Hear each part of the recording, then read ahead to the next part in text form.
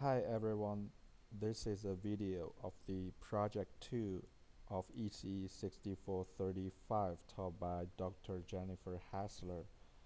This project is done by me and my partner Jiahao Zhu. For the whole project, uh, we are not able to use ramp ADC in the XCOS.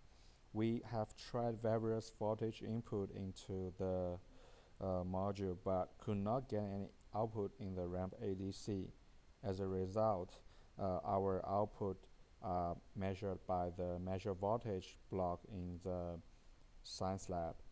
Moreover, we found out using the latest version of VirtualBox rather than the 4.3.6 will crash the programming process. We keep getting error 15 and error 21 message when we try to program the design. We spend days but getting useless data. And we didn't realize it until today, which is Friday. But we still think it is best interest to present the things we've got. This is the outline of our project and also for the radio. For the first part of the radio, I'm going to talk about the low frequency behavior of the C4. And this behavior is characterized by step response and chirp response. And based on that, we can calculate the time constant. On the second part, I'm going to talk about the parameters we put into the parallels of C4.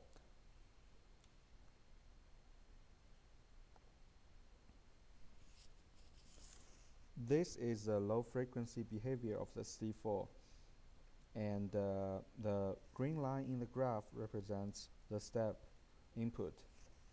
The purple line is the DC offset voltage, and the blue curve is the output. As you can see, the output is exactly what we are expected to see because the abrupt change of the input can be decomposed into different frequencies of sinusoids, and C4 is basically a bandpass filter, so that it has a pass band, and those sinusoid whose frequencies are not in the pass band cannot pass. As we can see, there is a sinusoid shape on the blue curve around 0.26 seconds. I think that's the sinusoid whose frequency are in the passband, and we can see the ring after that sinusoids. So this is this graph is a step response of C4. It is very convincing. One more thing, as the measure voltage block has a limit of 20 hertz, so we couldn't get too many points on the graph. As a result, we cannot measure the time constant on this graph. It will be very inaccurate. So to calculate time constant, we tried many experiments, and we got one graph which is very convincing.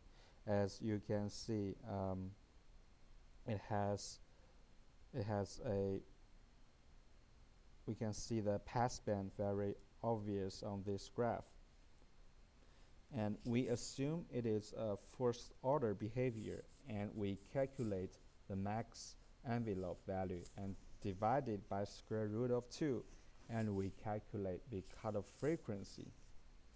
When we get the cutoff frequency, we know that cutoff frequency is equals to 1 over 2 pi times time constant, so that we can calculate time constant based on the cutoff frequency. This is the chirp responses we get. One more thing, we give the gain bias. We set the gain bias to 7 times 10 to the negative 8, and we get a chirp response graph.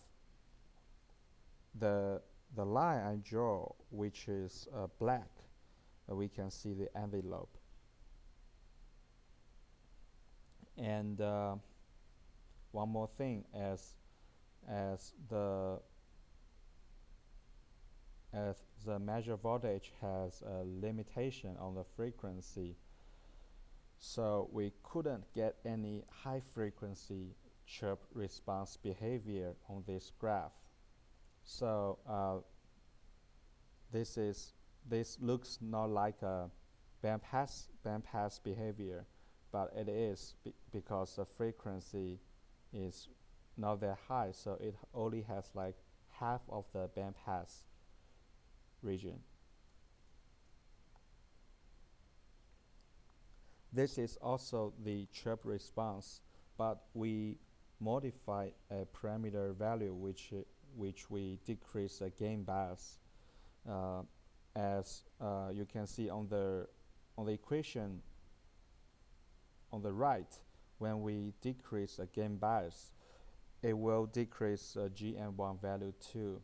As a result, the time constant will be increased, and finally the gain value will be increases too. So compared to the previous graph, the amplitude of the response, which is a blue curve, is much larger than the previous one. This corresponds to the C4 paper. And here are the parameters we put into the 4 parallel C4 blocks. And after we set up this value, we can hear the music, but there are still some noises. This is a picture of our final setup.